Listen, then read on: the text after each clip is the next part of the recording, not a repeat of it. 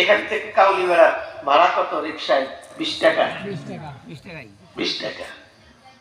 আপনি বাজারে যে নামছেন কাউলিবেড়া, যদিও জাতি খুব একটা প্রয়োজন হয় না আপনাদের, আলহামদুলিল্লাহ সবকিছু পাওয়া যায়, যদিও মাঝে মধ্যে যাওয়া লাগে। টাকা দিচ্ছে 15 টাকা ভাড়া। কত দিচ্ছে? 15 টাকা।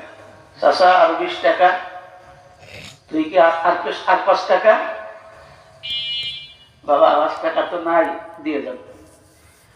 বাবা রে, তুই যে ভ্যান চালাইস বেশি দিন চালান লাগবে না। তোর কপালে দেখতেছি ইটালি দেহা। কয়দিন পর ইটালি যাবি, আর নাই গ্রিস যাবি, কিছু না পারলি মানুষ তোর বিদেশ, তোর টাকা খালি গিজ গিজ করতেছে তোর কপালে। কয় টাকা কি দে ঠিক পালি? কয় তোর কপাল দে, ওই 15টা বাইর করে দেয়, দিয়ে লাগবে না। ও মনে করছে আমি ধনী হয়ে গেছি। তাহলে মানুষ কি চায়? সবাই ধনী হতে চায় না? সমাজের ভিতরে তো সবাই ধনী। শতকরা 5 জন একটু অর্থবিত্ত, ধনী বলা যায় না। ধনী আবার কিনা? যদি কেউ কারো পয়সা করি না নিত তারে ধনী বলা যেত, কিন্তু যে যত ধন সম্পদের মালিক সে আর একজনের তা গরিবটা কেমনে মারি খাওয়া যায় সেই চিন্তা করে। তাহলে বন্ধুরা আমার 2 নম্বর, মানুষ গরিব হতে চায় না। কথা বলেন এদিকে এদিকে,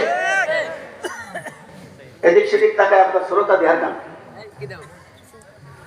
1 নম্বর, মানুষ বুড়ো হতে চায় না। 2 নম্বর, মানুষ কথা বলেন গরিব হতে চায় না। কিন্তু সবাই কি ধনী হয়? ধনী হয় না, কারণ অনেকে আল্লাহ সম্পদ দেয়, অনেকে আল্লাহ দিতে পারেন দেয় না। কারণ অনেকের কপালে সুখ সয় না। জানি না যা বলে লোকে সত্য কি নয়, সবার কপালে নাকি সুখ সয় না।